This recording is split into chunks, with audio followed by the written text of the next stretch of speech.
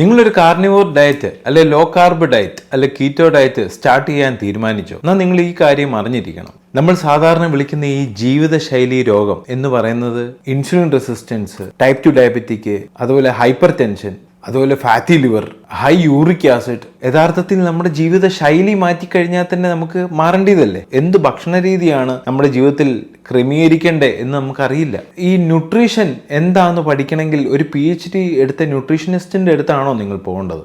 അതോ ഡെയിലി നിങ്ങൾ ഒരു ഫോട്ടോ എടുത്ത് നിങ്ങൾ കഴിക്കുന്ന ഭക്ഷണം നിങ്ങളുടെ ട്രെയിനറിന് അയച്ചു കൊടുക്കുകയാണോ വേണ്ടത്? നിങ്ങൾ മനസ്സിലാക്കേണ്ട ഒരു കാര്യമുണ്ട്, ന്യൂട്രീഷൻ പഠിക്കുക എന്ന് പറയുന്നത് നിങ്ങളുടെ റെസ്പോൺസിബിലിറ്റിയാണ്.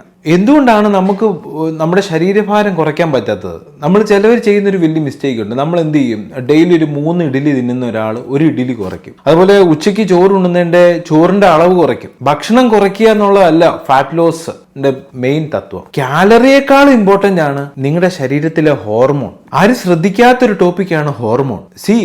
ഇൻസുലിൻ എന്ന് പറയുന്ന ഹോർമോൺ നമ്മുടെ ശരീരത്തിൽ കൊടുക്കുന്ന ഒരു നിർദ്ദേശമുണ്ട്. കുറച്ച് കാലഘട്ടത്തിലെ ഈ ഭക്ഷണം നമുക്ക് അവൈലബിൾ ഉള്ളൂ. അപ്പോൾ ഷുഗർ എന്ന് പറഞ്ഞ മോളിക്യൂളിനെ മാക്സിമം ഫാറ്റായിട്ട് സൂക്ഷിച്ചേ പറ്റൂ എന്നാണ് നമ്മൾ നിർദ്ദേശം കൊടുക്കുന്നത്. അപ്പോൾ ഒരു സ്റ്റോറിങ് ഹോർമോണാണ്. നിങ്ങൾ അധ്വാനിക്കുന്ന ഒരു വ്യക്തിയാണെങ്കിൽ ഇൻസുലിൻ നമ്മുടെ മസിൽസിന് ഇന്ധനം കൊടുക്കും. എന്നാൽ അതേസമയം നിങ്ങൾ വലിയ വർക്കൊന്നും ചെയ്യുന്നില്ല, എക്സ്ട്രാ വരുന്ന ഫ്യൂവൽ അല്ലെ ഈ ഗ്ലൂക്കോസ് എന്ന് പറയുന്ന സാധനം ഗ്ലൈക്കജൻ റിസർവ് ആയിട്ട് ലിവറിൽ സൂക്ഷിക്കും. മിച്ചം വരുന്നത് നിങ്ങളുടെ കൊഴുപ്പായിട്ട് സൂക്ഷിക്കും.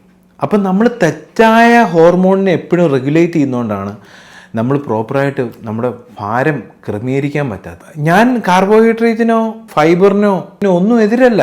നമ്മൾ ചില സമയത്ത് എടുക്കുന്ന ഡിസിഷനാണ് യഥാർത്ഥത്തിൽ നമുക്ക് ആരോഗ്യം തരുന്നതും അനാരോഗ്യം തരുന്നതും. നമുക്ക് ഒന്നെങ്കിൽ മെഡിസിനെ ഡിപ്പെൻഡ് ചെയ്ത് ജീവിക്കാം, അതർ സൈഡ് നിങ്ങൾക്ക് നല്ലൊരു ആരോഗ്യമുള്ള ജീവിതം ജീവിക്കാം. അത് ഈ ഡയറ്റും എക്സസൈസും സ്ലീപ്പും കൃത്യമായ ന്യൂട്രീഷൻ മനസ്സിലാക്കി കഴിഞ്ഞാൽ തന്നെ നിങ്ങൾക്ക് ജീവിക്കാൻ പറ്റും. അപ്പോൾ ഇനിയും വരുന്ന വീഡിയോകളിൽ എന്താണ് കാർണിവോർ ഡയറ്റ്, എങ്ങനെ ആ കാർണിവോർ ഡയറ്റ് എടുക്കണം, ആരെടുക്കണം, എന്തിനെടുക്കണം, അത് എടുത്താലുള്ള ഗുണം, എടുക്കുമ്പോൾ ശ്രദ്ധിക്കേണ്ട കാര്യങ്ങൾ എന്നൊക്കെ എനിക്ക് നിങ്ങളോട് പറയാനായിട്ട് ആഗ്രഹമുണ്ട്. അപ്പോൾ എന്നെ ഫോളോ ചെയ്യുക, നമുക്ക് ഒരുമിച്ച് പഠിക്കാം. ബൈ.